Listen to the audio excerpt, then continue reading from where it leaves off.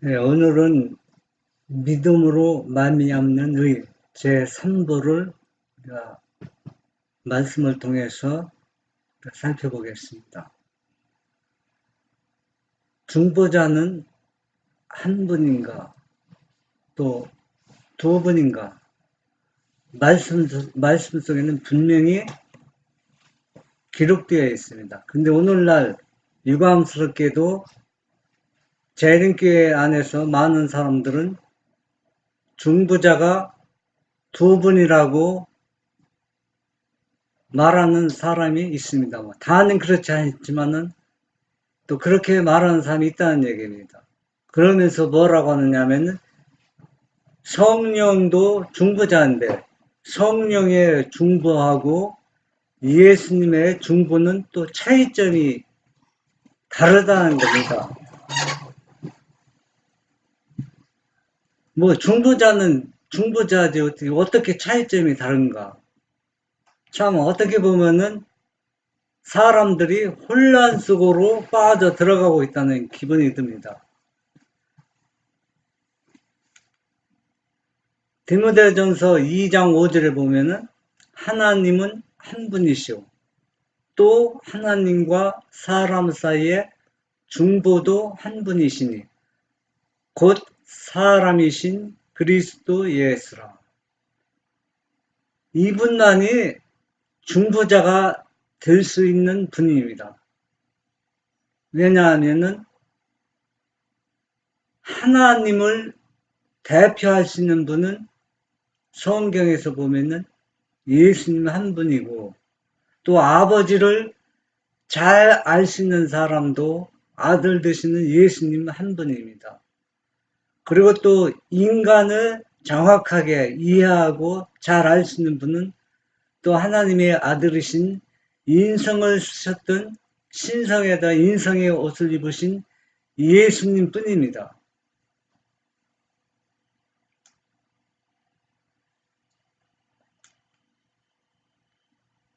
그리스도의 피를 믿음, 인류는 중보자 되시는 예수 그리스도를 통하여 하나님께 나아갈 수 있다. 예수 그리스도는 하나님께서 죄를 용서하실 수 있는 유일한 길이다. 하나님은 그의 공의와 그의 거룩함과 그의 진리를 희생시켜 가면서 죄를 용서할 수가 없다.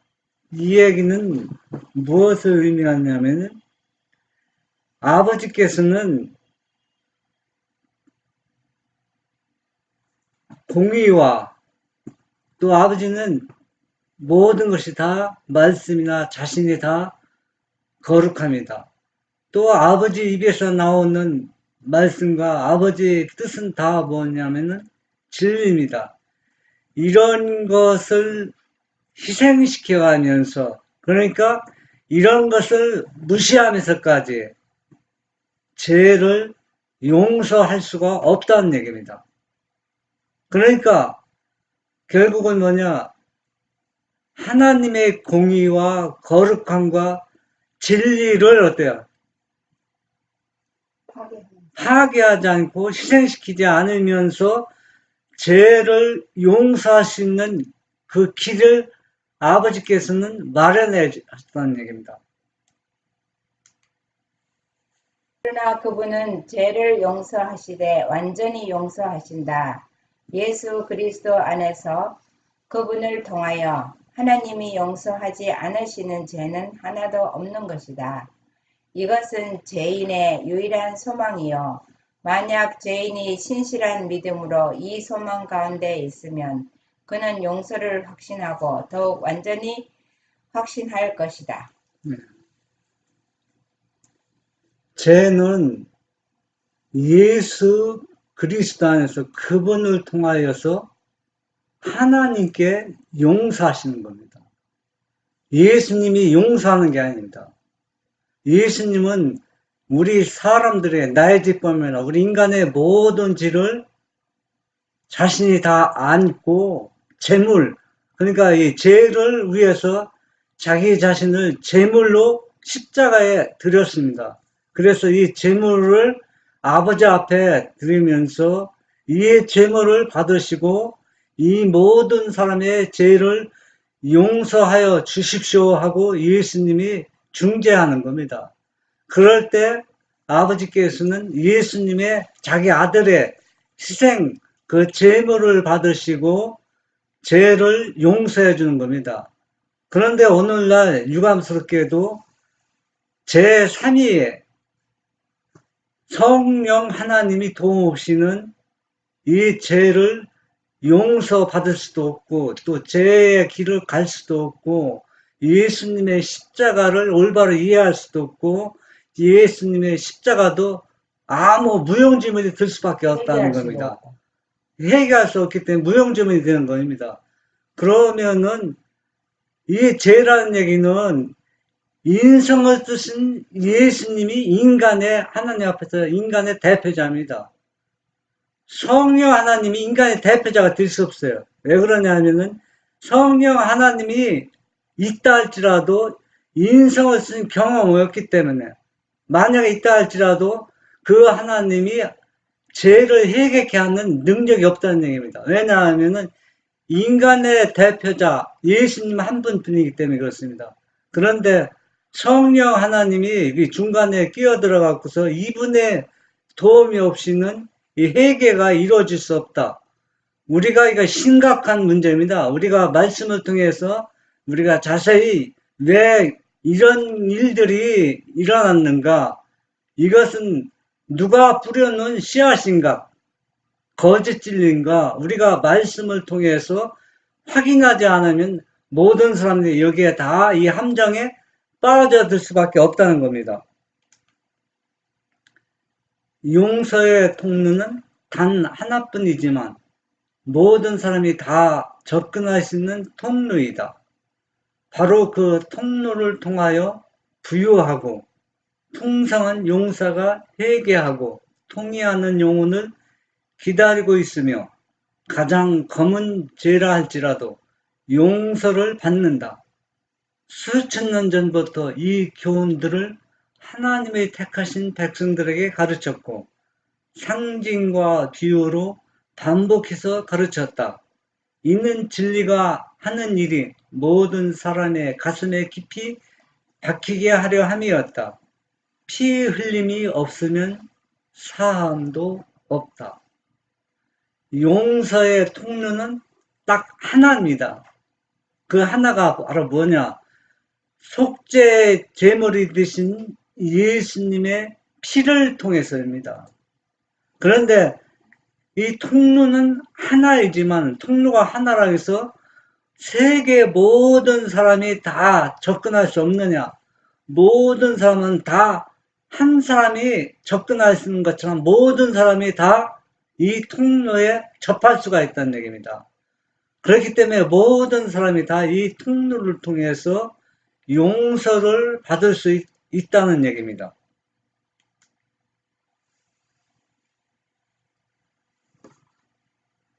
피를 흘리는 모든 희생 제물 속에서 구체적으로 표현되어 있고 모든 의식 절차마다 감명을 끼치는 큰 교훈, 하나님께서 친히 반복해서 가르치신 큰 교훈은 그리스도의 피 공로에 의해서만 죄를 용서받을 수 있다는 것이었다. 하지만 얼마나 많은 사람들이 그 괴로운 멍에를 그대로 지고 있으며 실제로 이 진리의 힘을 느끼고 직접 그 진리 위에서 행동하는 사람은 또 어찌 그리 적으며 하나님의 어린 양의 피를 믿는 온전한 믿음으로 축복을 받는 사람은 참으로 몇 사람 되지 않으니. 네. 참, 이 문제는 너무 심각합니다. 하나님을, 예수님을 믿노라 하는 많은 사람들이 자신의 죄가 용서받을 수 있는 통로가 마련되어 있지만은 실제로 이 통로를 통해서 용서받는 영혼은 거의 없다는 것입니다. 그러면은 이것은 분명히 어떤 문제가 있는 것입니다. 그러면 무엇이 문제인가? 자기 자신을 깊이 살펴보면서 이 통로는 어떻게 마련되었는가?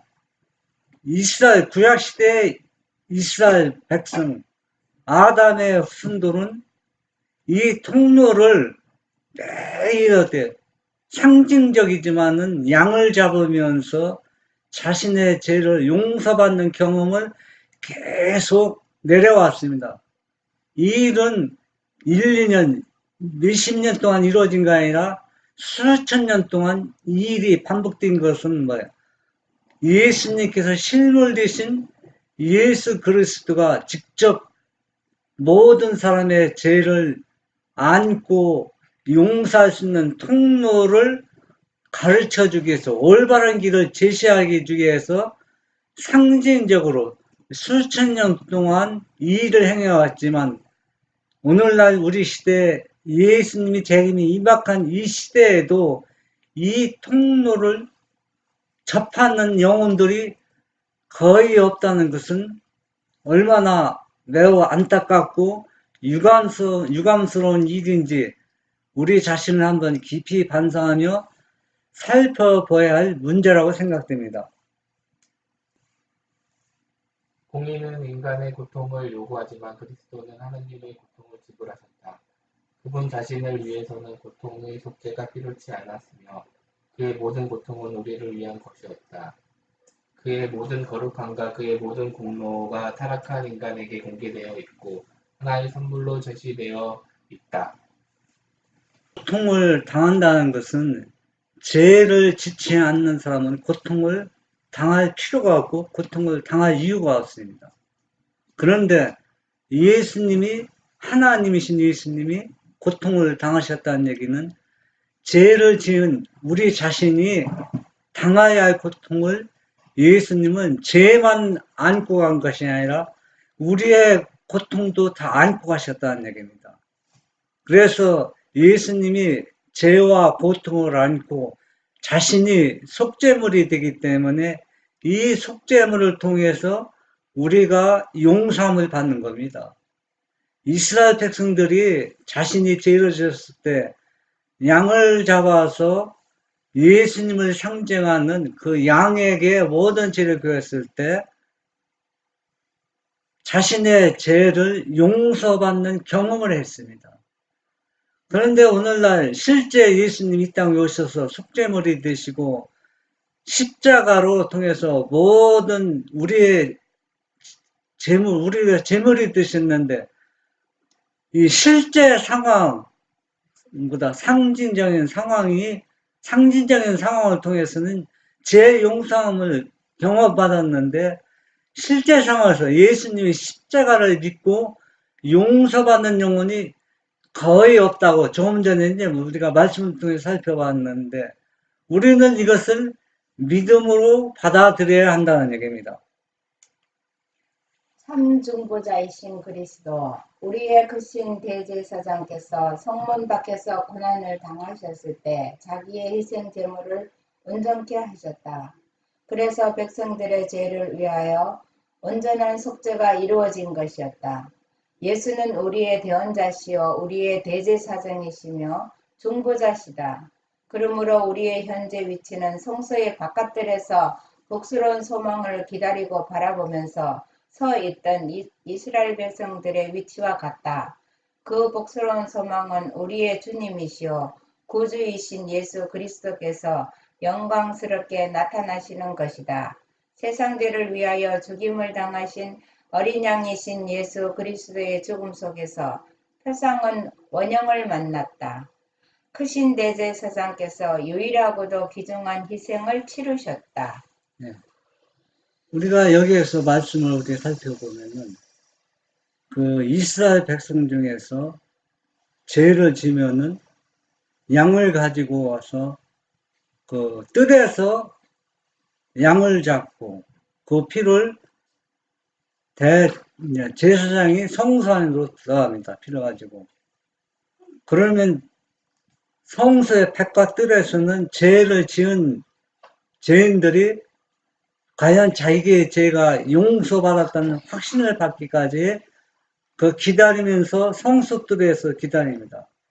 그러면 성서들에서 자기의 죄가 용서받았다는 그 확신을 받을 때 믿음으로 바라보면서 그 자신의 믿음이 확인되었을 때 이 사람들은 얼마나 기뻐하겠습니까? 내 죄가 용서받았다는 그러한 사실이 현실로 나타날 때 이들은 너무나도 고맙고 감사함을 하나님께 영광을 돌리지 않을 수가 없었습니다.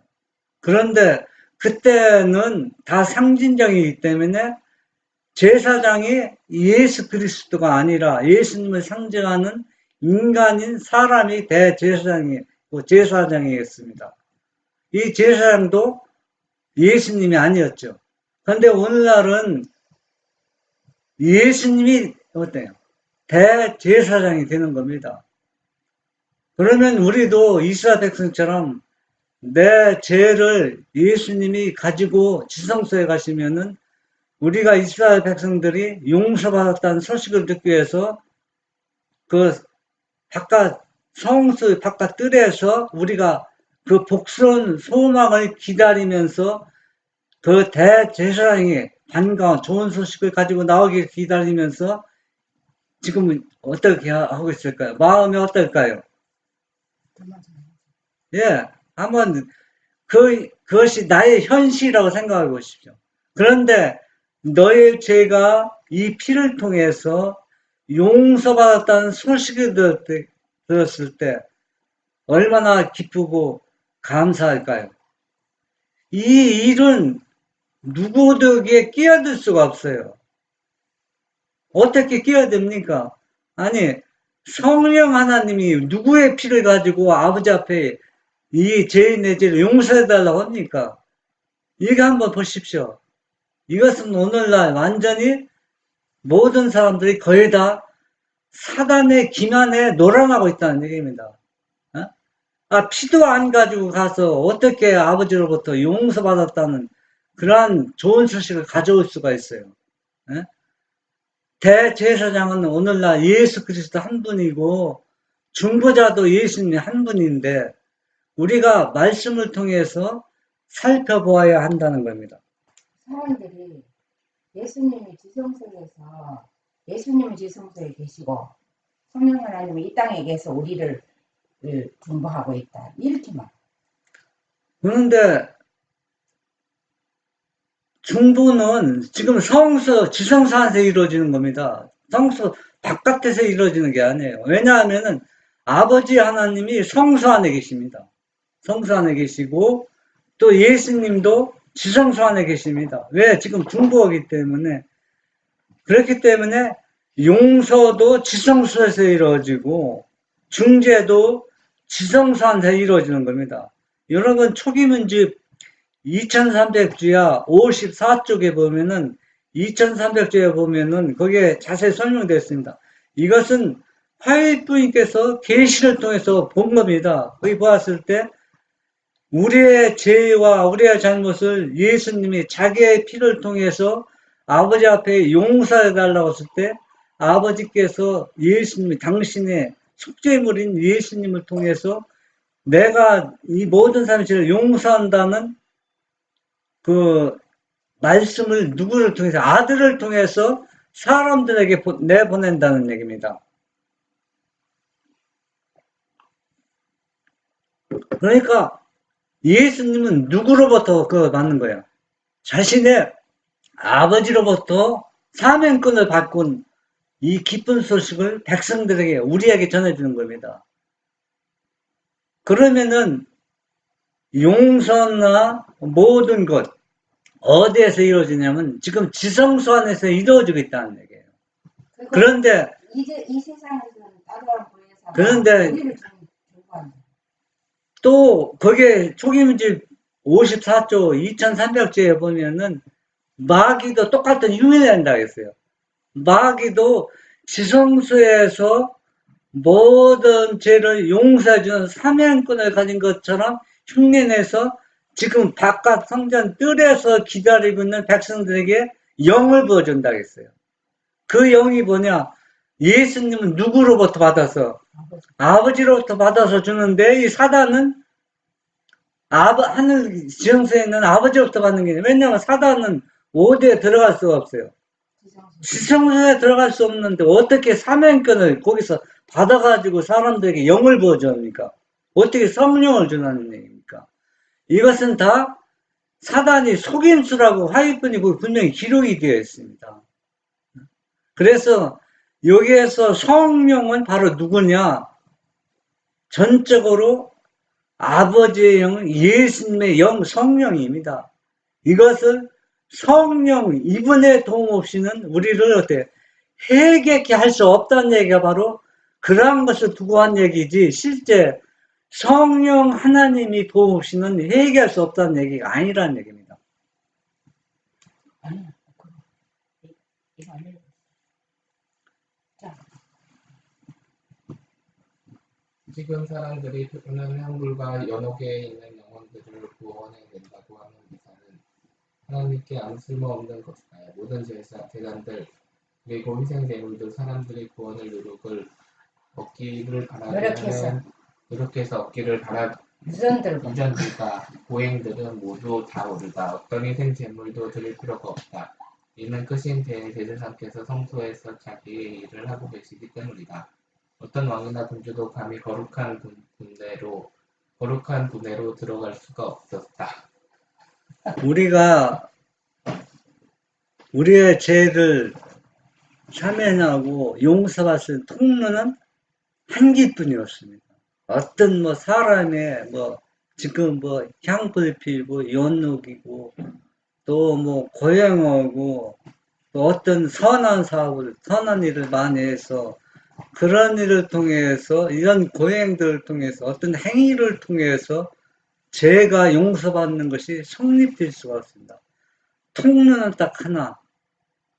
우리의 죄를 다 안고 우리의 당할 고통을 다 안으신 아버지 아들 예수님 그 제물 그 피를 믿음으로 받아들이는 통로는 딱 하나입니다. 통로가 여럿이 있을 필요가 있다면 구태여 예수님께서 이 땅에 오셔서 십자가를 지실 필요가 없습니다. 통로가 여럿이면 그 여러 통로 중에 하나만 다른 것을 선택하면 되지. 왜 예수님 이 땅에 인성을 쏘시고 왜 가시밭길 피의 길을 가십니까? 다른 길이 없기 때문에 이 통로는 이 길뿐이었기 때문에 예수님이 인성을 쓰시고 피의 길을 가신 거라는 생각합니다. 우리가 성경 전체 말씀을 보면 이런 일들이 여러 가지 일들이 유혹을 당해왔을 때 우리는 말씀을 통해서 오류와 진리를 구분할 수 있는 증거들이 얼마든지 많이 있습니다. 그러나 사람들은 이스라엘 백성처럼 모든 말씀을 합리화시켜서 자기가 좋아하는 쪽으로 성경 말씀을 보기 때문에 그런 쪽으로 이해하도록 사단이 그들을 조정하고 있다는 얘기입니다.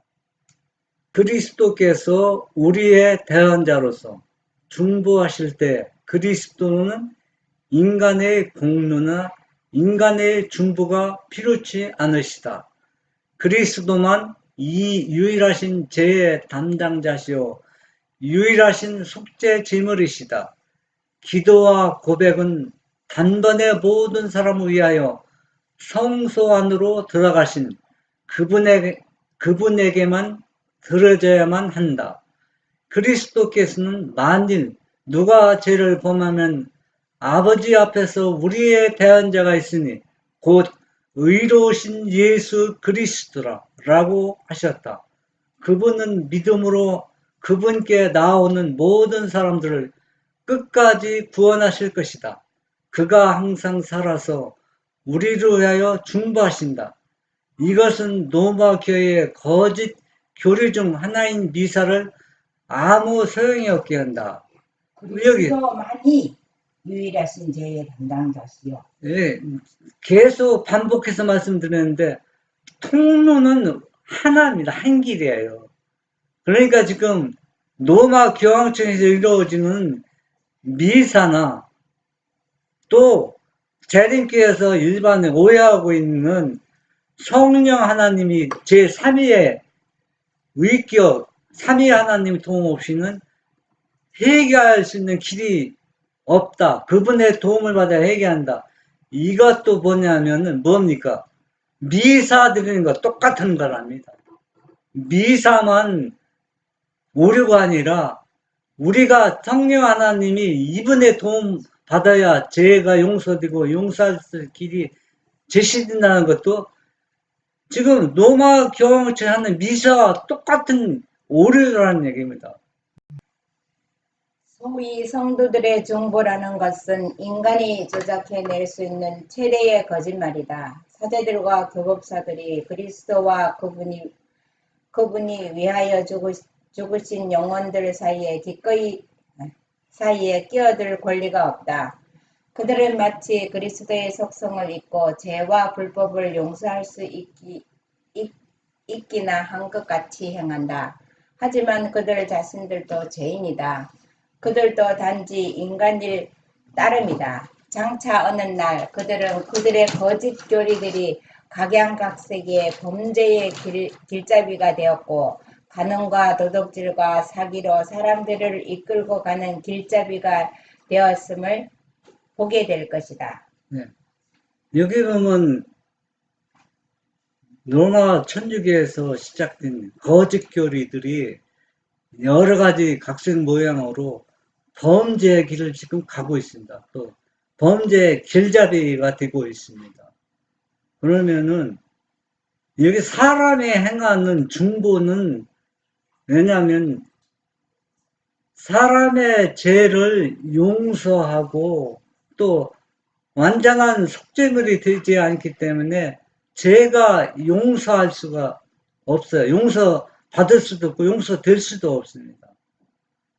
왜냐하면 그 사람 자체가 제물되는 자체가 뭡니까? 중보자 자체가 죄인이라는 얘기입니다. 죄인이 죄인을 중보할 수 있다는 얘기는 우리가 이게 얼마나 성경에 참된 진리와 어긋납니까?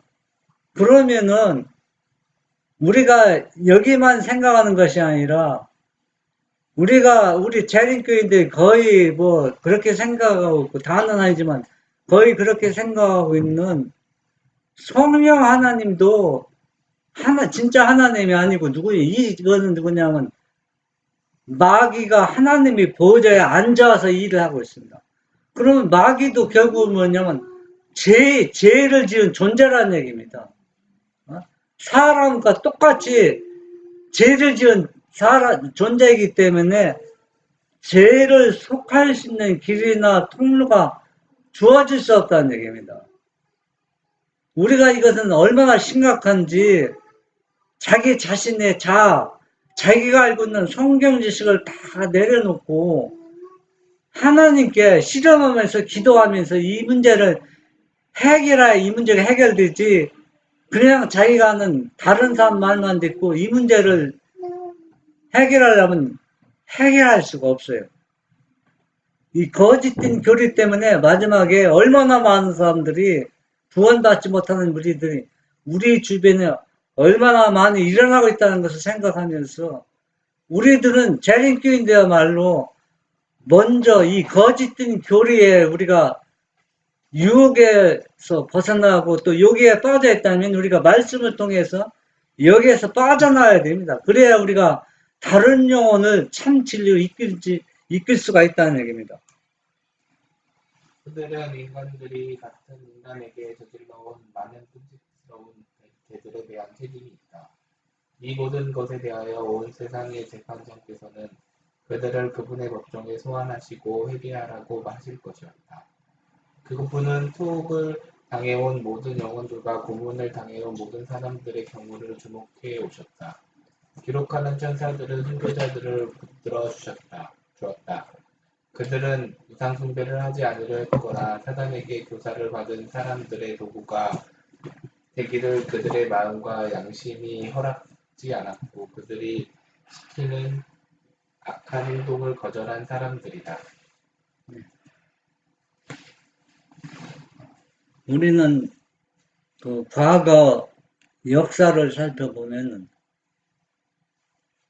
하나님이 주신 진리대로 살기 위해서 말씀대로 순종하는 그 일 때문에 얼마나 많은 사람들이 조롱을 받았고 핍박을 받았고 순교를 당했습니까? 그렇게 하면서까지 이 진리를 지켜왔기 때문에 그 진리가 오늘날 우리 또 나에게까지 그 진리가 왔다는 얘기입니다. 그런데 오늘날 예수 믿는다고 누가 조롱합니까? 누가 핍박합니까? 누가 순교를 당하고 있습니까? 물론 이것은 전적으로 하나님의 은혜라고 생각하고도 좋지만, 그러나 우리가 말씀을 통해서 성경을 살펴보면 역사는 반복된다고 했습니다. 그 얘기는 바로 우리가 과거에 조롱과 핍박을 받고 순교당했던 많은 그 믿음의 사람들, 우리가 그 사람들처럼 말씀대로 순종하지 않기 때문에 핍박을 당할 필요가 없어서 핍박을 안 당하고 있다면 이것은 얼마나 유감스럽고 슬픈 일입니까? 우리가 세상과 타협하면서 살아가면은, 세상과 짝하면서 살아가면은 우리 사람이 그 사람에게 핍박 줄 필요도 없고 또 조롱할 필요도 없고 또 순교를 시킬 필요가 없습니다. 핍박과 순교는 어떤 무리들이 하나님의 말씀대로 살라고 노력하는, 또 그렇게 진리를 전파하는 무리들이 있기 때문에 핍박이 일어나고 순교가 일어난다는 겁니다. 이러한 일들이 불법의 사람의 통치하에서 자행되었다. 그는 하나님이 성전한 자, 자기를 하나님의 자리에다 올려놓고 하나님이 대권을 취하였으니 이는 자기의 간교한 계획을 수행하려 함이었다. 가장 힘이 강한 인간이랄지라도 그의 주장이 무엇이건 간에 그는 무한한 존재는 아니다. 그는 무한을 이해할 수가 없다. 이것은 로마 교황청도 얘기하겠지만은 하나님의 성전에 앉아 하나님의 보좌에 앉아서 하나님이 할 수 있는 대권을 취하였다. 그러면 오늘날 이것은 누구를 두고 하는 얘기냐? 대쟁투에 보면 이것이 누구를 가리키고 있는지 아주 자세히 설명되어 있습니다. 하늘에서는 예수님 이 땅에 인성을 취하고 이 땅에 오시기 전에 하늘에서는 누가 있었다 했습니까? 아버지 하나님이 있었고 아들 하나님이 있었습니다. 그런데 루스벨이 사단이 되기 전에 누구 자리를 탐내했다고 했어요?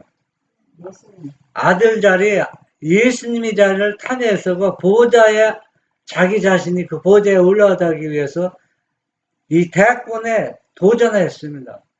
그러나 그는 싸움에서 져서 이 지구로 쫓겨나게 되었습니다.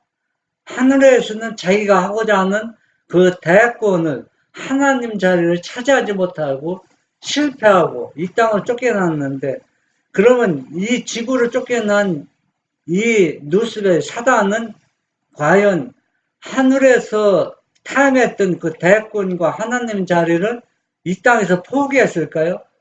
절대 포기하지 않았습니다. 그러면 수천 년 동안 이 사단이 그 노력하고 얻지 못했던 하나님의 대권을 이 땅에서 어떤 자리를 차지하고 있는가? 어떻게 하나님 자리에 앉아서 하나님 대신 하나님이 해야 할 일을 하고 있는가? 우리는 대장투를 보면서 또 성경 말씀을 보면서 우리는 그가 어디에서 지금 무엇을 하고 있는지 우리가 그래서 찾아야 합니다. 이것은 감추어진 것이 아니라 완전히 백일화에 드러내놓고 이 일을 하고 있다는 얘기입니다. 그러면 이 일을 어디에서 하고 있는가? 여러분 한번 성경에서 그 일을 찾아보고 예언의 신에서 화해 부인이 기록하지 않은 이상한 말들이 그 예언의 신은 많이 삽입되어 있습니다. 특히 제일 많이 삽입된 데가 복음전도인데요. 복음전도에 보면은 아버지 하나님도 객체가 따로 있고, 아들 예수님도 객체가 따로 있고, 성령 하나님도 객체가 따로 있다고 합니다. 따로 있다는 얘기입니다. 그러면은 이 문제가 두 분이 믿는 걸 중요하냐, 세 분 믿는 중요하냐, 이런 그 이론과 변론으로 이 문제가 해결되는 게 중요한 게 아니라 두 분인가 세 분인가 이 진실을 밝히는 게 중요한 게 아닙니다. 문제는 뭐냐면 두 분이냐 세 분이냐 사람들은 여기에 초점을 맞추는데 물론 그것도 중요하지만 더욱 중요한 것은 만약에 이 사단이 노린 것은 구속사업을 완전히 망가뜨리는 겁니다. 왜 망가뜨리는 거느냐? 새 하나님을 믿게 되면은 아버지 하나님이 거짓말쟁이가 되고 예수님도 거짓말쟁이가 되고 사단은 하나님이 보좌에 앉아서 대권을 휘두르면서 아버지와 아들이 할 일을 다 지금 자기가 하고 있다는 얘기입니다. 새 하나님을 믿게 되면은 그러면 여러분들이 이해가 안 되면은 여러분도 무릎을 꿇고 밤낮으로 기도해야 됩니다. 이해할 때까지. 그렇지 않으면 우리가 이해할 수가 없는 겁니다. 저는 이 문제 해결하기 위해서 몇 개월 동안 새벽까지 말씀을 보면서 실험했기 때문에 이 문제가 해결되고 이 문제가 얼마나 엄청나고 중요하고 왜 믿음으로 말미암으이가 왜 셋째 전사의 기별인가를 이해하게 됐다는 얘기입니다. 그리스도께서 명백히 말씀하시기를 아버지 외에는 아들을 아는 자가 없다고 하셨다. 그 전에 어떤 교사가 하나님의 탁월하심을 가르치려고 애쓰고 있었는데 한 학생이 이렇게 질문하였다. 선생님, 아직 우리는 그분이 누군지조차 모르지 않습니까?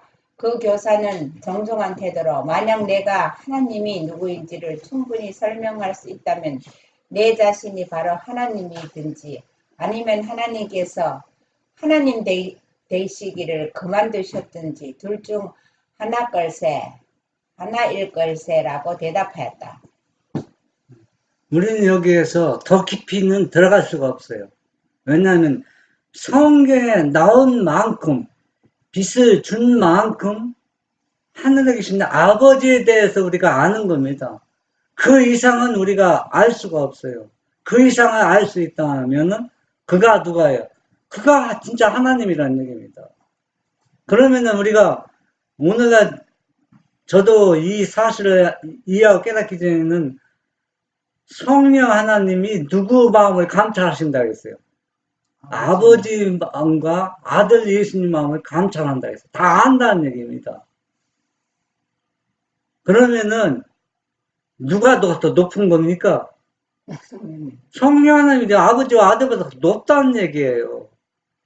그러면은 왜 여기 보면 아버지에는 아는 사람, 아버지를 아는 사람 누구뿐이 없다 했어요. 아들밖에 없습니다. 심지어는 루스벨도 타락하기 전도 아버지를 확실히 알지 못했어요. 오늘날 타락하지 않은 우주민들도 아버지에 대해서 아는 게 없어요. 오직 아버지의 모든 것을 알 수 있는 분은 아들뿐이 없어요. 아들. 이 아들은 왜냐? 아버지의 아들이고 아버지와 한 보좌에 있기 때문에 아버지 품속에서 나왔기 때문에 아버지를 이해하고 아는 겁니다. 그렇기 때문에 오늘날 재림교회에서는 성령 하나님이 신성의 대표라고 합니다. 신성의 대표. 그러면 신성이 아버지도 신성, 성령 자기도 신성, 예수님도 신성인데 그러면 신성의 대표는 누가 돼요? 아버지를 잘 아는 사람이 대표자 자기에 하지 않습니까? 우리 대한민국이 미국이나 다른 일국 나라에 가서 대사할 때 대한민국 사람이 아닌 사람이 대사 노릇 할 수 있어요? 대사 중에서는 우리 대한민국을 가장 이해하고 잘 아는 사람을 뽑아서 대사로 보내서 일을 하게 한다는 얘기입니다. 왜냐하면 그래야 한국에서 자기 나라를 잘 알아야 우리나라를 대표해서 모든 일을 전하고 뭘 할 수 있지 않습니까? 아무것도 모르는 사람이 뭘 합니까? 그러면은 신성희 대표는 아버지에 대해서 제일 잘하는 사람이 신성희 대표가 돼야 돼요. 그러면 신성희 대표는 누구냐면 예수님 뿐이 없어요. 예수님. 왜? 아버지를 잘하는 예수님이니까. 다른 사람은 뭐 신성도 없으니까 다 피조물이기 때문에. 그런데 성령 하나님이 신성의 대표가 되었다. 이거는 말씀을 통해서 우리가 봐도 너무나 잘못된 겁니다.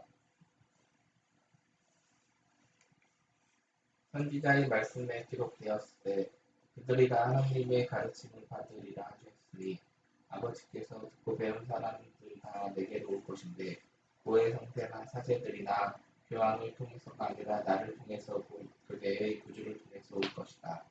이는 아버지를 본 자가 있다는 것이 아니라 오직 하나님에게서 온 자만 아버지를 보았느니라. 진실로 진실로 너희에게 이르노니 믿는 자는 영생을 가져가나니 이것은 절대적 신성이다. 가장 탁월한 지성을 소유한 피조물이라 할지라도 하나님을 이해할 수 없고 가장 웅변적인 혀에서 흘러나오는 말이라 할지라도 그분을 묘사하기란 불가능한 일이다. 침묵이 웅변이다. 네. 여기 보면 이는 아버지를 본 자가 있다는 것이 아니라 오직 하나님에게서 온 자만이 아버지를 보았느니라. 진실로 진실로 너에게 이르노니 믿는 자는 영생을 가져나니. 이 사람들은 영생의 길로 가는 사람들은 다 누구한테 직접 배우고 들었냐면 아버지께로서 배운 사람이다. 그러면 왜 예수님이 다 가르치고 예수님 인성을 쓰셔서 다 일을 했는데 왜 아버지께서 직접 듣고 배웠다고 표현했냐면 예수님은 내가 아버지의 일을 하고 나는 내가 하는 것이 아니라 누구의 명령, 아버지의 명령을 받고 아버지로부터 나는 그러니까 자기는 자신의 뜻이 아니라 아버지의 섭리, 아버지의 뜻으로 일을 하고 있다 했어요. 그러니까 이 일은 예수님께 배웠지만 누구한테 직접 받은 거냐면 아버지로부터 직접 받은 것처럼 이렇게 언급하고 있다는 얘기입니다. 그렇기 때문에 이 예수님을 통해서만 누구한테 가느냐면 아버지께 가는 겁니다. 그런데 어떻게 성령 하나님을 통해서 예수님을 거치지 않고 성령 하나님을 통해서 아버지 앞에 갈 수 있습니까? 이런 일방 통행은 없어요. 그러니까 우리가 이런 나하고 맞지 않고 이해 안 되는 말씀이라 할지라도 우리가 말씀을 살펴봐서 우리가 진리와 오류를 구별할 수 있는 그러한 지혜를 달라고 우리가 아버지 앞에 기도해야 된다는 얘기입니다. 그는 세상의 아버지를 대표하셨고 하나님 앞에서 택하신 백성들을 대표하셨다. 그는 그들 속에 하나님의 도덕적 형상을 시복시켰으며 그들은 그분의 유산이다. 그분은 그들에게 나를 본 자는 아버지를 보았나니 아버지 외에는 아들을 아는 자가 없고 또 아들과 아들의 소원대로 계시를 받은 자 외에는 아버지를 아는 자가 없느니라고 말씀하셨다. 어떤 사자나 어떤 종교가라도 아담의 후손들에게는 아버지를 계시할 수 있는 사람은 아무도 없다. 우리가 이 말씀을 한번 살펴보고서 예수님을 통하지 않고 아버지를 아는 길을 가고 있다는 얘기는 이건 다 뭡니까? 오류라는 얘기입니다. 오류거든. 오직 아버지 앞에 갈 수 있는 길은 누구뿐이 없어요. 아들을 통했습니다. 왜냐하면 아들은 아들 위에 아버지를 아는 자가 없다고 했습니다. 그러니까 이 아들은 뭡니까? 자기가 아버지로부터 받은 것은 우리에게 전달하면서 이 사람도 뭐라고 해요? 아버지를 아는 자입니다. 누구를 통해서? 예수님 자신을 통해서 아는 자이기 때문에 이 사람도 아버지께서 받아주십시오 하고 예수님이 중보하고 있다는 얘기입니다. 아담의 후손들에게서는 아버지를 계시할 수 있는 사람은 아무도 없다. 그러면 여기서 왜 아담의 후손들이라고 했느냐? 예수님도 인생을 쓰실 때는 아담의 후손으로 왔다는 얘기입니다. 그렇지만 왜냐하면은 예수님은 신성에다 인성을 입었다는 거 생각해야 돼요. 항상 인성이지만은 우리가 똑같은 그 신성 없는 인성이 아니라는 얘기거든.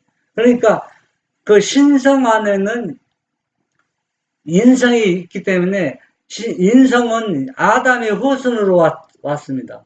그렇기 때문에 예수님 인성 안에는 아버지를 대표할 수 있는 자격이 있고 사람을 대표할 수 있는 자격이 있습니다. 사람을 대표할 수 있는 자격은 인성이고 또 신성을 대표할 수 있는 것은 아버지를 대표할 수 있는 것은 신성이라는 얘기입니다. 그러니까 오직 누구뿐이 안 된다는 얘기야. 자격은 예수님뿐이 없다는 얘기입니다. 그 신성에도 인성을 입은 이걸 합한 분은 아들밖에 없다. 네. 그건 뭐냐면 성경에서 다 답이 나왔어요. 다 답이.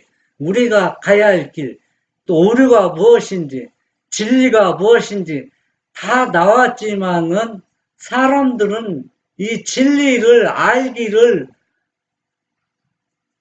눈 뜨고 소경되기를 자원했기 때문에 그렇다 했습니다.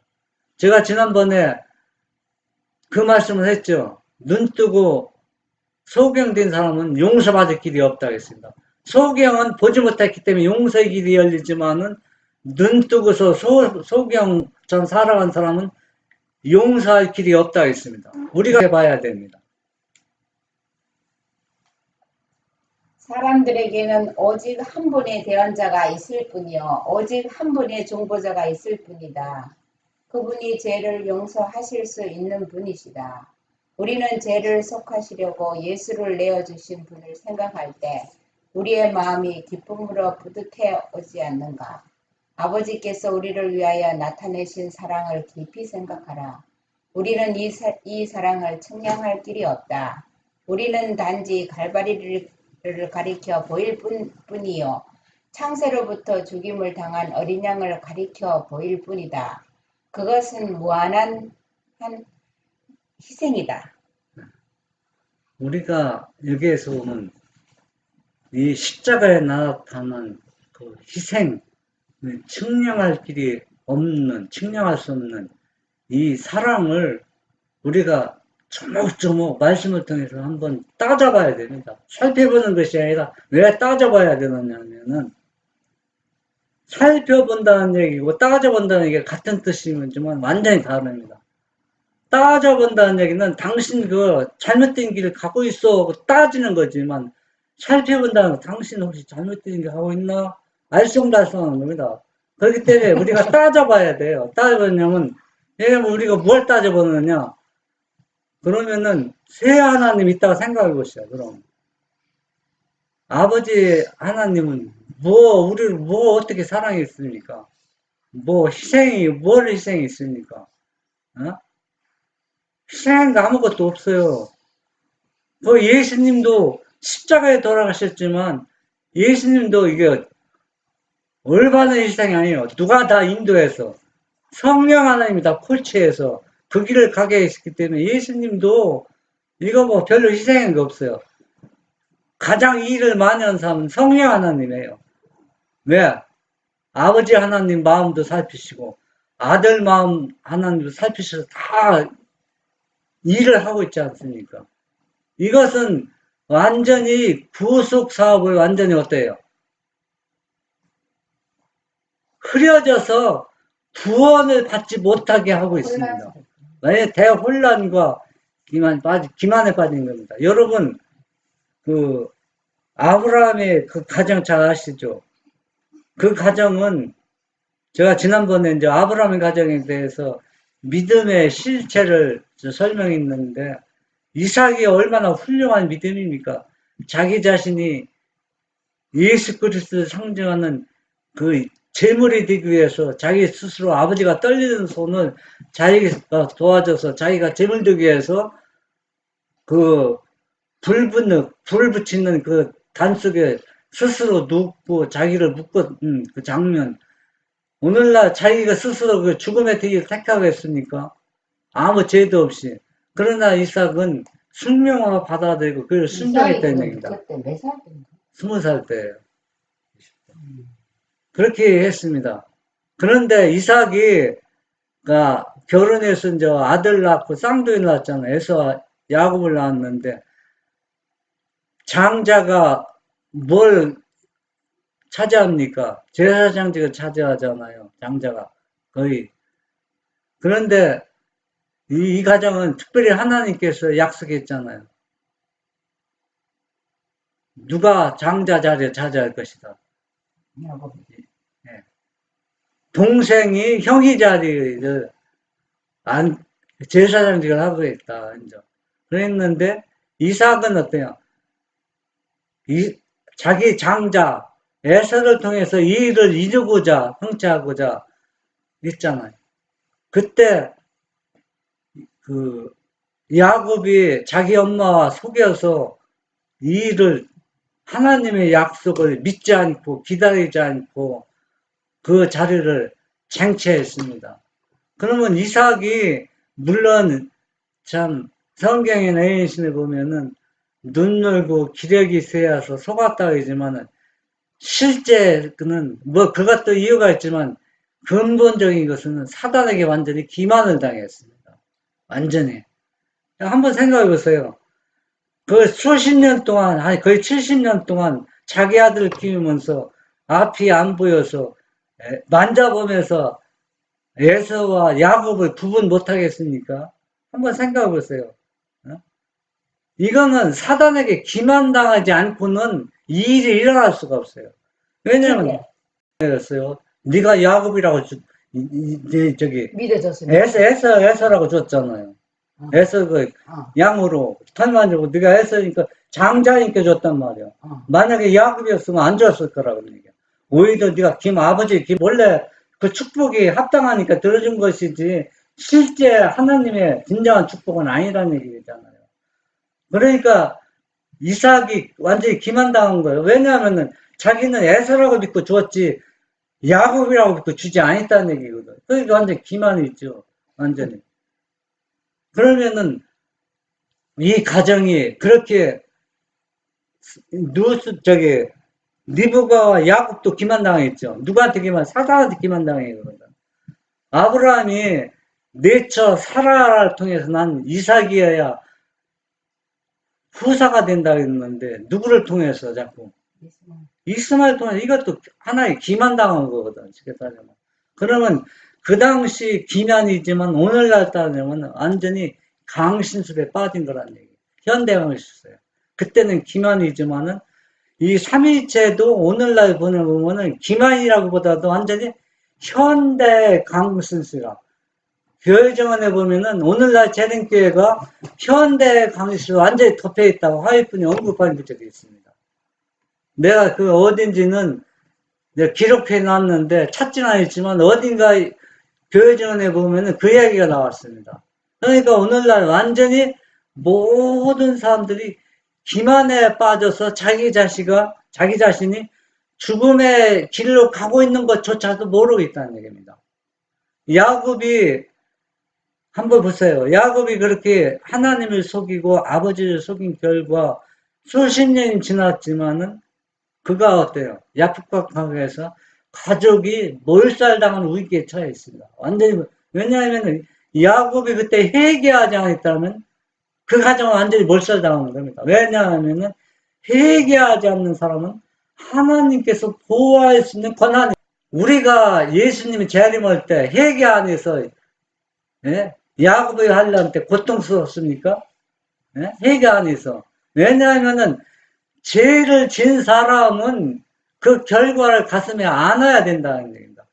야곱이 회개했기 때문에 살았어요. 그 전에 회개했지만은 한 번 죄를 진 것은 그 마음에 계속 어때요? 사단이 유혹한다는 얘기입니다. 너 그때 죄를 지었잖아. 너 그때 진정 회개했어? 그러면 자기 자신을 회개했지만 그게 불안한 겁니다. 만약에 야곱이 회개하지 않았으면 그때 전멸당했죠. 완전히 그 가족이. 오늘날도 똑같습니다. 여러분, 제 이야기가 어떤 사람은 제 옆에 사람 있으면 저를 돌로 쳐 죽이려고 할 겁니다. 우리가 세 분 하나님이 믿는 것도 똑같습니다. 똑같아요. 사단의 기만에 그게 우리가 벗어나야 되는 겁니다. 여러분 이것을 회개하지 않으면은 여러분 야곱이 어디에 습니까? 야복강가에서 회개하지 않으면 전멸당한 것 같이 여러분도 회개하지 않으면은 뭘 당합니까? 전멸, 야곱 때문에 온 가족이 다 전멸당할 수뿐이 없었던 것처럼 여러분 때문에 여러분 가족, 형제들이 전멸당할 수 있다는 얘기입니다. 이것은 우리가 말씀을 깊이 살펴보고서 여러분이 가고 있는 것이 생명의 길인가, 죄의 길인가, 여러분 한 사람의 생명만 좌우하는 것이 아니라 여러분 가족의 생명, 또 여러분의 동료, 여러분의 교회의 생명을 여러분이 좌우하고 있다는 얘기입니다. 그래서 제가 자꾸 이 얘기를 반복해서 말씀드리는 것은 이 일이 너무 중요하기 때문에 제가 말씀을 드리고 있는 겁니다. 여기에서 우리는 크신 중보자께서 그의 아버지께 간구를 올리는 것을 본다. 죄인과 그리스도 사이에 어떤 중재라도 끼어들지 않았다. 거기에는 죽은 어떤 선지자도 없고 무덤에 있는 어떤 성자도 보이지 않는다. 그리스도께서 친히 우리의 대언자이시다. 아버지 하나님과 그들 아들과의 모든 관계는 아버지와 사람들의 관계, 곧 인성을 쓰신 그리스도께서 대표하신 사람들과의 관계와 같다. 이거보다 정확한 진리가 어디가 있습니까? 여러분 이 말씀 보면 다 여기에 다 뭐 중재할 수 있는 분, 또 죄의 길에서 우리가 용서할 수 있는 통로, 신성이면서 인성을 쓰신 예수님께 나오는 게 이분만이 어때 대표자가 되고 중재자가 되고 중보자가 되고 또 우리의 죄를 사명권을 아버지로부터 얻을 수 있는 분은 오직 신성에다 인성을 쓰신 분입니다. 그리스도는 그의 사업의 모든 분야에서 아버지 하나님의 대표자로 행동하셨다. 그는 우리의 대속자와 보증인의 삶을 사셨다. 그가 고난을 당하사 죽으신 사람들 한 사람 한 사람의 가치를 이기심 없이 바르게 평가하고 있었기 때문에 그를 따르는 사람들에게 그가 바란 것만큼 그도 열심히 일하였다. 제가 옛날에 하도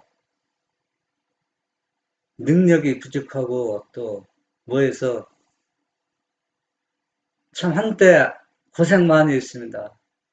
돈을 얻으려고 농협에서 얻으려고 하니까 보증인이 없으면 돈을 주지 않아요. 왜냐하면 제가 가진 게 아무것도 없기 때문에. 보증이라는 것은 그 담보물이 될 수 있는 담보를 내가 자신이 담보물 자격이 없기 때문에 다른 사람을 제3자를 통해서 보증인을 세우거든요.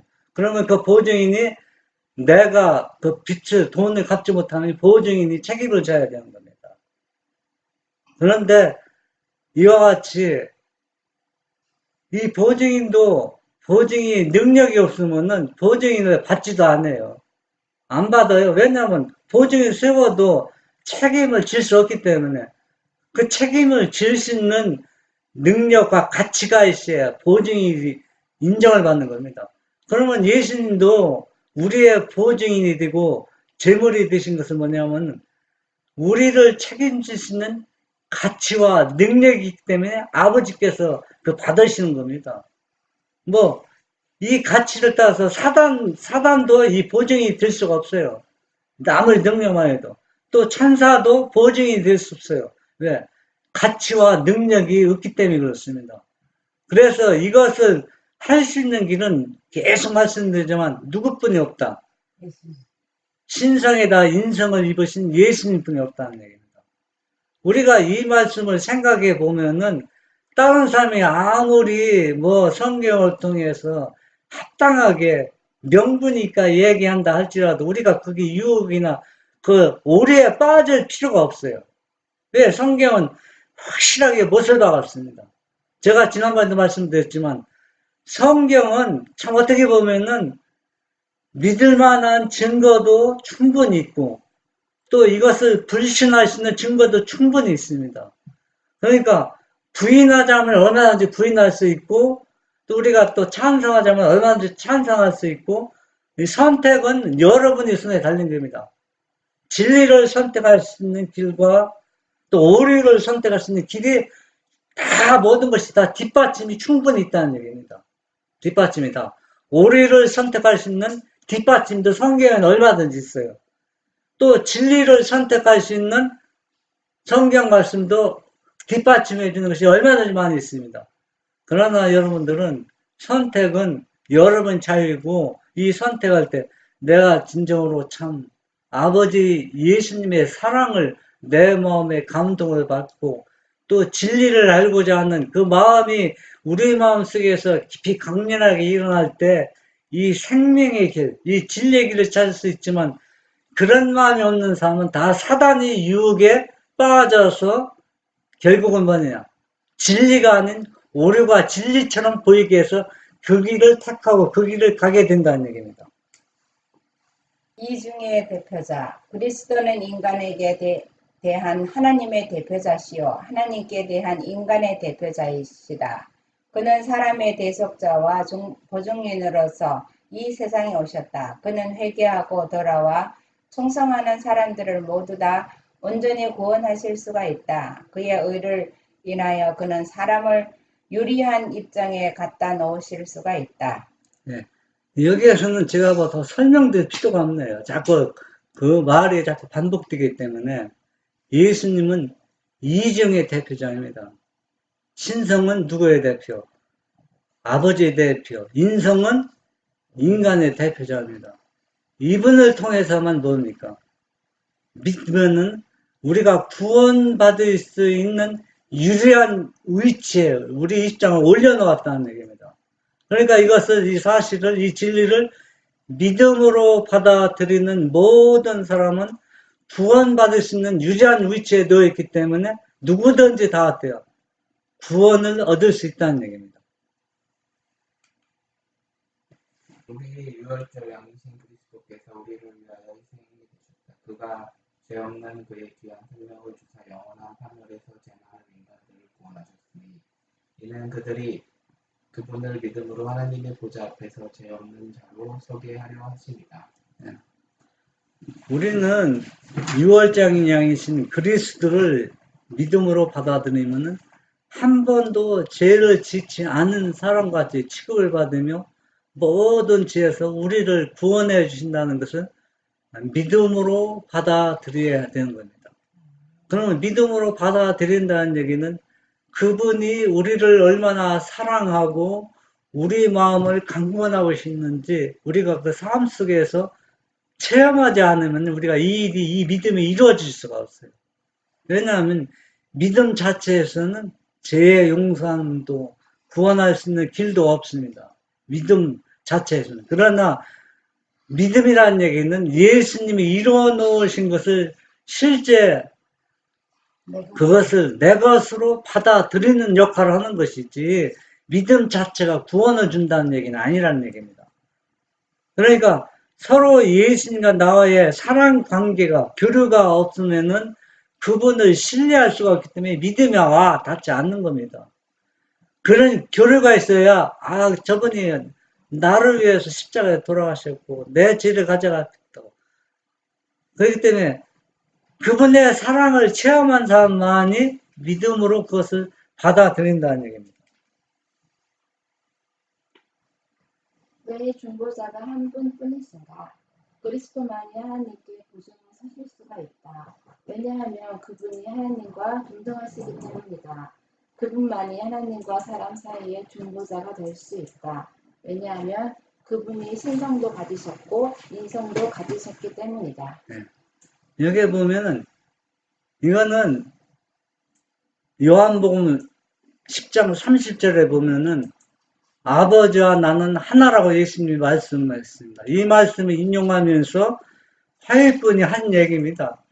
왜냐하면은 오직 그리스도만이 하나님께 보증을 설 수 있다. 왜냐하면 그분이 하나님과 동등하시기 때문이다. 그분만이 하나님과 사람 사이에 중보자가 될 수 있다. 왜냐하면 그분은 신성도 가지셨고 인성도 가지셨기 때문이다. 그런데 어떤 분들은 참 화해부인도 세 분 하나님을 믿었다고 주장하는 사람 많이 있습니다. 여기 보면은 화해부인이 어때요? 세 분 하나님을 믿었어요? 안 믿었잖아요. 그런데 세 분이 믿었다는 얘기는 다 중간에 사람들 삽입시킨 겁니다. 화해분이 한 얘기가 아니라 그냥 삽입시켜서 화해분이 한 것처럼 오늘날 유도하고 있는 겁니다. 화해분이 만약에 세 분 하나님 믿었다면 이 얘기를 할 필요가 없죠. 요한복음 10장 30절 인용하면서 그분은 신성도 가지셨고 인성도 가졌기 때문에 중보자, 우리의 보증인이 될 수 있다. 또 이 길을 통해서 우리 속죄의 길이 있다. 세 번 믿었으면 화해분 뭐라 이런 얘기합니까? 왜? 성령 하나님도 그 길을 할 수 있는데. 그러니까 화해분은 분명히 성령 하나님을 믿지 않았다는 얘기다. 그러면 성령 하나님이 누구냐? 그것은 화해분이 권능이 셋이라는 얘기는 많이는 사용하지 않았지만은 한두 번쯤 얘기한 그 흔적들이 있어요. 그것도 화해부인은 즐겨 사용하기를 꺼려했습니다. 즐겨 사용하지 않았어요. 왜냐하면 충분히 오해받을 여지가 있기 때문에. 그럼 성령 하나님이라고 표현된 그 삽입시킨 것은 바로 뭐냐? 여러분, 예수님은 그 신성에다 인성의 옷을 입었습니다. 그러면은 예수님 몸은 우리 인간과 똑같은 모습이지만 그 안에는 뭐가 있어요? 신성의 인성의 그 개별성이 따로따로 있습니다. 하나가 아니에요. 몸은 객체는 하나인데 그 객체 안에 신성의 개별성과 인성의 개별성이 따로따로 있다는 얘기입니다. 한 객체 안에. 여러분 이거 어떻게 설명할 수 있어요? 이거는 경견의 비밀입니다. 이거는 인간의 두뇌와 지혜로는 설명할 수가 없어요. 그래서 이 얘기를 깊이 들어가는 것은 뭐냐면 성령은 오묘라고 표현하는 것은 이 사실을 언급되고 있기 때문에 그 이상은 얘기하지 말라는 겁니다. 그 이상. 우리가 성경에 나온 만큼만 또 예인의 신에서 말하는 만큼만 우리가 해야 하는 겁니다. 그러면은 객체 안에서 신성과 인성이 하나가 아니고 따로따로 있다고 하이픈 언급하면서 그러면 어떻게 되냐면 이 안에 그러면서 뭐라 했냐 하이픈이 이 인성이신 예수님이 하늘에 올라갈 때는 인간의 개성을 벗어버렸다 했습니다. 인간의 개성. 그러면 인간의 개성이라는 얘기 뭐냐? 예수님이 이 땅에 오셨을 때는 우리와 똑같은 인성 몸이었습니다.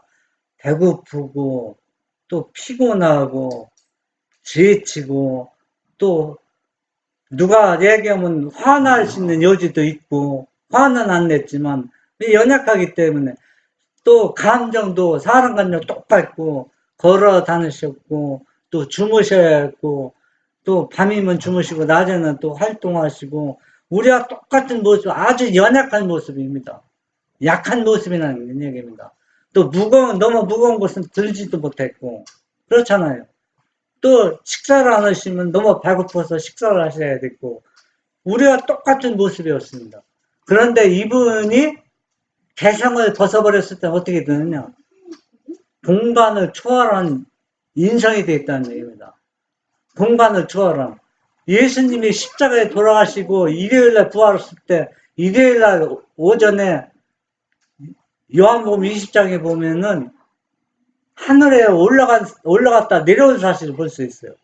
그러면은 예수님이 그때 인성의 개성을 벗어버리지 않았으면 어떻게 그 연약한 인간으로서 그 먼 거리 하늘에 올라갔다 내려올 수 있어요? 시간과 공간을 불가능한 일입니다. 불가능하거든요. 그러면은 인간의 개성을 벗어버렸기 때문에 가능한 일입니다. 그러면은 예수님이 그럼 인상을 무엇에 인상을 쓰신 거냐? 그러나 예수님이 대상을 벗어버린 인성으로 하늘에 승천하신 것은 완전히 성화되고 거룩한 몸으로 하늘에 올라가신 것은 우리가 불멸의 몸, 우리가 첫째 부활해서 구원 얻을 사람과 또 살아서 구원 얻을 사람, 불멸의 몸을 상징한다 했습니다. 그러면 우리가 불멸의 몸에 되면은 우리도 시간과 공간을 초월해요. 다른 우주에 그냥 비행기보다 더 빠르게 왕래할 수 있어요. 끝에서. 비행기는 비교 게임이 안 돼요. 완전히.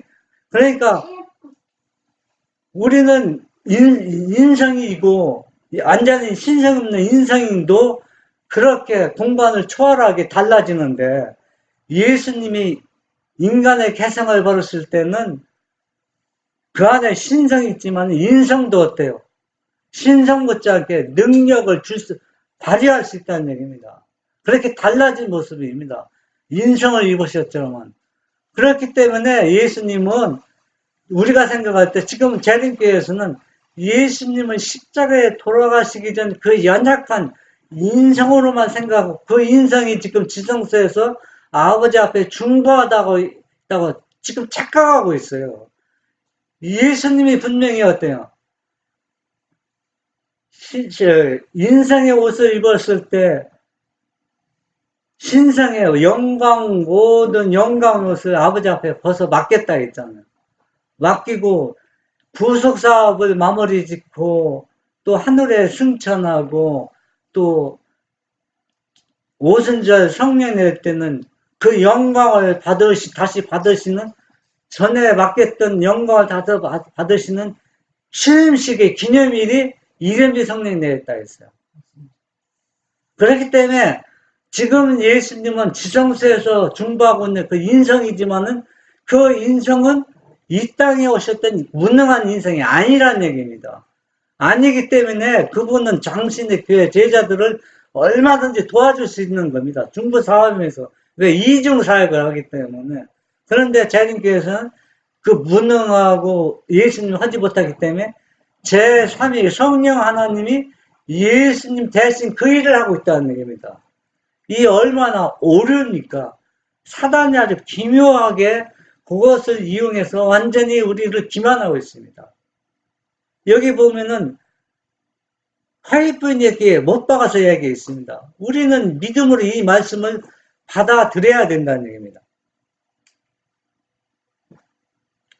성육신, 그 고통스러운 과정, 구속하시는 일은 비밀이라고 불리운다. 그것은 참으로 비밀이다. 이는 그 비밀로 말미암아 영원한 의가 믿는 모든 자에게 미치기 때문이다. 죄의 값을 받고 있는 인류는 하나님께 저기를 갖고 있다. 그리스도는 무한한 값을 치르시고 고통스러운 과정을 거쳐서 사람들에게는 말할 것도 없고 천사들에게도 기이 여김을 받으시며 인성을 입으셨다. 신성을 감추시고 그 영광을 받으시고 베들레헴에서 한 아기로 출생하셨다. 이렇게 하나님께서는 선지자를 통해서 이런 모습을 우리에게 자세히 설명해 주고 있습니다. 그러면 우리가 이러한 말씀을 볼 때 우리가 이해 안 되면 이해할수록 우리가 기도하고 또 말씀을 살펴보면서 우리가 이 일은 평생 실험해야 되는 겁니다. 우리가 한 번 구원받았다 해서 한 번 진리를 안다 해서 우리가 성화되지 않으면 우리는 아무것도 안 해요. 원래 위치로 돌아가게 된다는 얘기입니다. 우리 이 땅에서 계속 성화의 과정을 거쳐야 되거든. 성화의 과정이라는 얘기는 죄 짓고 또 회개하고 죄 짓고 회개하는 그런 과정을 말하는 것이 아니라 성화는 믿음이 자라나는 과정을 얘기하는 겁니다. 계속. 왜냐하면은 우리는 항상 어린아이가 아니잖아요. 어린아이에서 영적으로 자라나야 된다는 얘기입니다. 그 자라나는 과정을 성화라고 합니다. 우리가 하늘나라 가면은 성화가 아니라 이제 영화입니다. 영화에서 영화로 계속 자라나는 겁니다. 그는 육체에 계셨을 때에 율법을 생활화하셨으니 이는 그가 육체의 죄를 정하려 함이요. 하늘의 지성적 존재들에게 율법은 그것을 순종하는 자들에게 생명을 약속하고 있으며 행복과 평화와 영원토록 선하고 좋은 모든 것을 보장하고 있다는 것을 증명하려 하심이었다. 그러나 믿는 자들에게 생명이 되는 그 꽃 같은 무한한 희생이 불순종하는 자들에게는 생명이 아닌 죽음을 말하는 정죄의 증거가 된다. 네, 우리가 한번 생각해 보시죠. 우리는 예수님이 신성에다 인성을 입으셨다고 간단하게 소화하고 이해하는데, 육체에 계셨을 때, 예수님이 인성을 쓰시고 이 땅에 오셨을 때, 하나님이, 그는 여전히 인성을 입었지만 하나님입니다. 여전히 하나님이라는 얘기. 그 사실을 우리가 잊어버리면 안 되거든요. 그러면은 그분이 그 수십 년 동안 육체에 계시면서 율법을 완전히 순종하고 생활했다는 얘기는 우리가 어떻게 해야 합니까? 그분의 모범을 우리가 본받아야 된다는 얘기입니다. 그분이 살아가는 방법을 우리가 그대로 따라가야 되면 우리가 이 생명에 약속하고 이 행복과 평화를 우리가 모든 것을 보장하고 우리가 그 길을 계속 가야 뭡니까? 성령, 예수님의 영이 우리를 도와준다는 얘기입니다. 성령은 바로 뭐냐? 예수님이 인성을 쓰셨던, 신성의 인성을 쓰셨던 그 영이 바로 성령입니다. 그 성령, 왜냐하면 자기가 경험했기 때문에 우리가 죄의 길을 피할 수 있는 길, 또 유혹을 묻힐 수 있는 길, 이분의 성령의 도움 없이는 우리가 죄에서 벗어날 수 없다는 얘기입니다. 왜? 이분이 경험했기 때문에.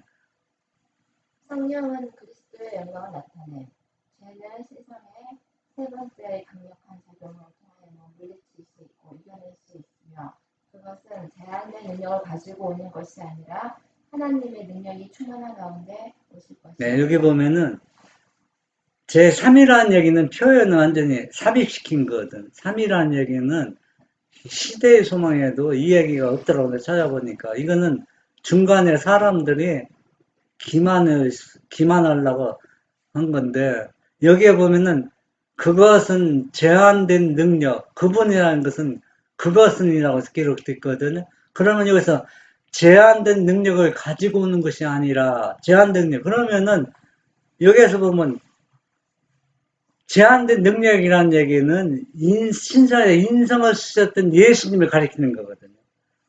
그분은 그때 제한된 능력을 가지고 왔었죠. 인성은 인성이기 때문에. 예.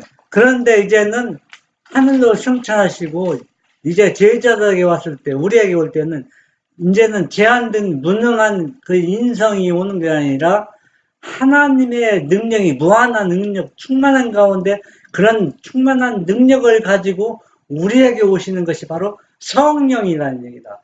이 성령이 바로 신상에다 인성을 쓰셨던 그분 자신입니다. 다른 존재가 아니라는 얘기입니다.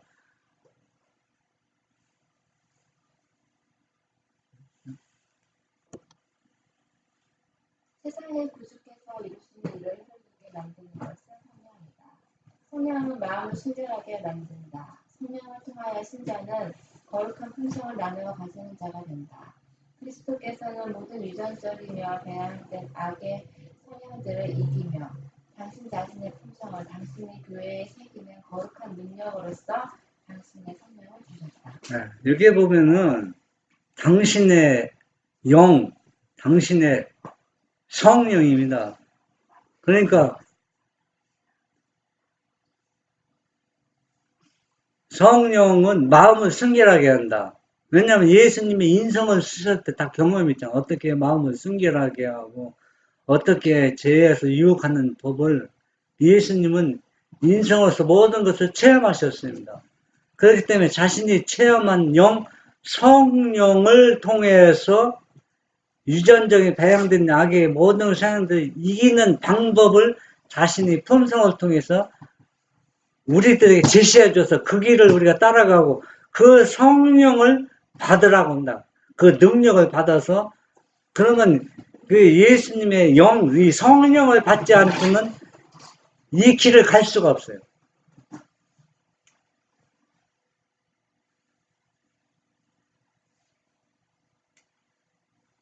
성령에 대하여 예수께서는 그가 내 영광을 나타내시리라고 말씀하셨다.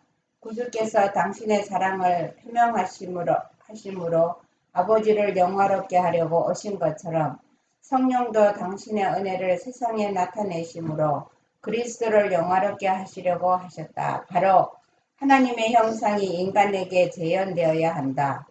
하나님의 명예, 그리스도의 명예는 당신의 백성의 품성을 온전케 하는 것과 관련되어 있다. 네, 여기에서 보면은 성령께서도 이게 다 삼위시킨 겁니다. 성령께서도 아니고 성령, 예수님의 영입니다.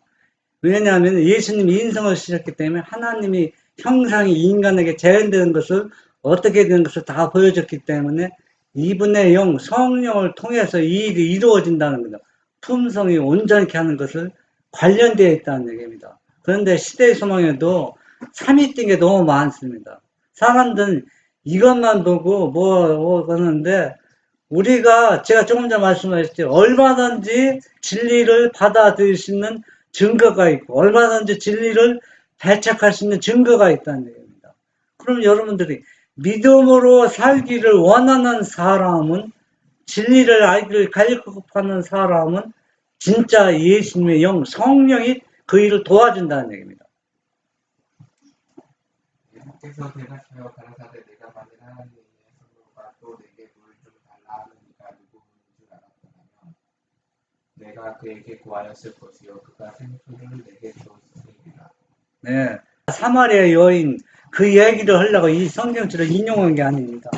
인용한 게 아니라 여기에 보면 예수님이 3인칭을 사용했거든요. 저는 이게 이제 국어적 뭔지 모르지만은 분명히 예수님이 이 여인과 대화를 이끌기 위해서 이 자기 자신이 메시아라고 직접 말하지 않고 대화를 이끌기 위해서 이 여인과 대화하는 모습, 야정에 이제 더 나아가 보면 16절에 어디 나가 보면은 이제는 그가 자기 자신이라고 설명한 것을 알 수 있습니다. 제가 이 얘기를 하냐면 어떤 목사님 이런 얘기 하더라고. 예수님이 성령이 자신이면 왜 다른 사람을 표현했느냐고 3인칭을 표현했냐고 아니기 때문에 그런 건데 여기도 분명히 성경에도 나왔잖아요. 자신을 가리켜서 다른 사람처럼. 예. 그래서 이 얘기, 그것을 설명하기 위해서 이 얘기를 인용한 겁니다. 그리스도의 신성의 영광이 잠시 동안 그가 입으신 인성으로 가려졌지만, 여기 보면 우리가 잠시 동안 그가 입으신 인성을 잠시 동안이라고 했습니다. 그러니까 항상 그 예수님 이 땅에 오셔서 그 배고프고 능력 없는 인성으로 제한받는 게 아니고 그것은 잠시입니다. 그런데 예수님이 승천했을 때는 인간의 개성을 벗어버렸기 때문에 이제는 뭐예요? 가려졌던 것이 완전히 드러나는 겁니다. 왜? 하나님께 맡기신 영광의 그 모든 옷을 다시 입었기 때문에. 그래서 지금 제가 조금 전에 얘기했지만 예수님이 지성소에서 중보하던 예수님은 십자가에 돌아가신 그 예수님과 완전히 다른 예수님입니다. 왜냐하면 그 승천하실 때는 완전히 성화되고 완전히 거룩한 존재로 변화되었기 때문입니다. 그가 사람이 되셨을 때도 하나님이시기를 그친 것이 아니었다. 인성은 신성을 대신한 것이 아니었고 신성도 인성을 대신하지 않았다. 이것이야말로 경건의 비밀이다. 신성과 인성이 그리스도 안에서 아주 밀접하게 그리고 나눌 수 없는 하나가 되었지만 그 양성은 확연히 구별되는 개별성을 갖고 똑같다는 얘기, 다르다는 얘기입니까? 다른 개별성을 갖고 있다는 얘기입니다. 그리스도께서 비록 자신은 낮추사 사람이 되셨지만 여기 보면 그는 삼위 하나님 중에 한 분이었다. 이것도 삼위시킨 겁니다. 신성은 여전히 그분이 것이었다고 올바른 번역이거든요. 그러면 사단은 아주 교묘하게 이걸 틈을 끼집고 들어와서 세 번째 하나님이 있는 것처럼 삽입시켰는데 모든 사람들이 거기 기반에 많은 사람이 놀아나고 있다는 얘기입니다. 아주 얼마나 기묘합니까? 삼위 중 한 분이었다.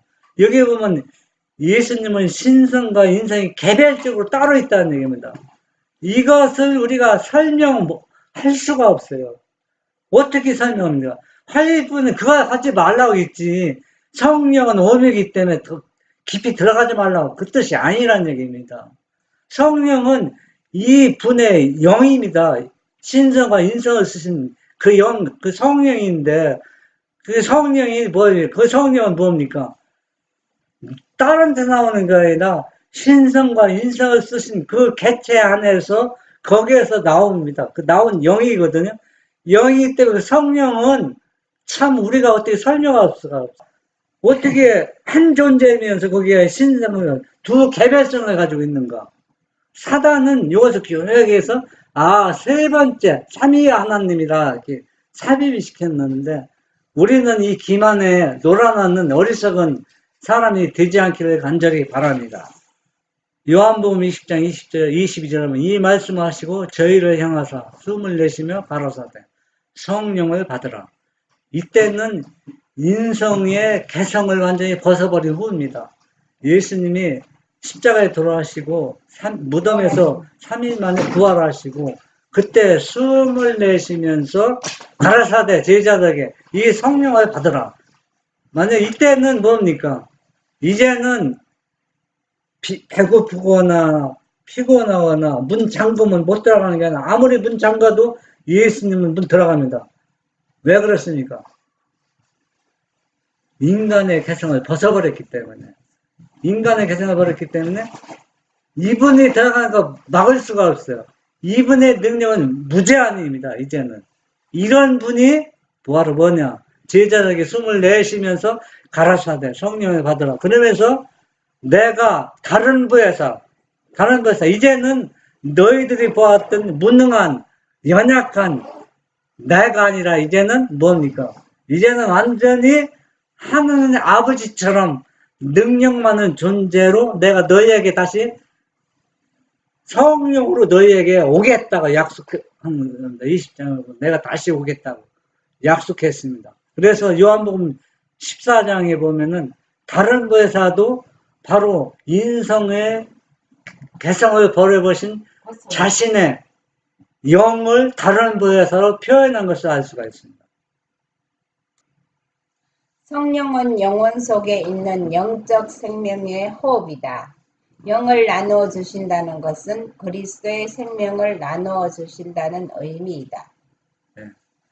그 시대의 성경을 보면은 이제 완전 교묘하게 삼위된 것이 나오는데 이제 우리는 그런 거 아무리 교묘하게 삽입되었어도 또 진리를 증거할 수 있는 말씀들이 충분하기 때문에 우리는 그것을 족하게 여기고 더 이상 이것을 상대방의 완전히 이길 수 있는 상대방의 주장을 꺾을 수 있는 그거는 방법이 없습니다. 그 방법을 찾는다는 것은 한마디에서 어리석은 것입니다. 왜냐하면 충분히 증거 있는데 그 증거를 굴복하지 않는데 무슨 방법으로 그 사람을 꺾습니까? 예수님처럼 훌륭한 교사가 어디 있어요? 예수님 자신이 와도 사람들은 예수님을 굴복하지 않고 예수님을 배척하고 십자가 못 박아 죽었는데 우리가 예수님보다 더 훌륭한 증거를 댈 수 있습니까? 예수님도 그들을 굴복 못 시켰어요. 왜? 진리를 거절하기 때문에. 진리를 거절하는 자에게는 굴복시킬 수 있는 증거가 없다는 얘기입니다. 말씀을 갈급하는 영혼에게는 증거가 필요하지만은 말씀을 갈급하지 않는 에게는 증거 아무리 갖다 주어도 굴복하지 않는다는 얘기입니다. 이 성경 말씀을 살펴보면서 우리는 지금 가장 중요한 시기에 살고 있습니다. 예수님이 재림이 임박한 이때 우리가 셋째 천사의 기별은 본래 다른 복음이 아니라 이 믿음으로 말미암은 의가 해석되었기 때문에 왜곡되었기 때문에 셋째 천사의 기별을 마지막 시대에 번져져서 이런 것들을 모든 오류와 잘못을 완전히 파헤쳐져서 진짜 구속의 경륜 아버지와 아들의 그 진리 사랑을 올바르게 다시 원래의 복음의 위치에 들어 올려 놓는 것이 바로 셋째 천사의 기별의 얘기입니다. 우리는 이 진리를 선포하고 이 말씀대로 순종해서 이 기별을 듣지 못해서 멸망당하는 영혼이 없도록 우리가 죽을 때까지, 예수님이 재림 때까지 우리가 쉬지 않고 어떤 핍박과 고난을 받는다 할지라도 이 진리를 선포하고 또 이 진리를 선포해서 이 진리를 들은 사람들이 우리들 주변에서 주님의 재림 때 많은 영혼들이 구원을 얻기 위해서 우리가 이 길을 가고 있는 것입니다. 하늘에 계신 우리 아버지, 이 마지막 시대에 참으로 사단의 기만으로 인해서 많은 사람들이 오류와 또 거짓 교리 속에서 진리를 구별하지 못하고 불순종하는 영혼들이 또 우리 자신이 아닌지 또 우리 주변에 이러한 영혼들이 많이 있는지 말씀을 통해서 살펴보면서 예수님이 제자들에게 전수한 오직 진리만이 우리들도 그 말씀 그대로 이어받아서 순종할 수 있는 우리 모두가 될 수 있도록 축복하여 주시옵소서. 예수님의 이름으로 기도합니다. 아멘.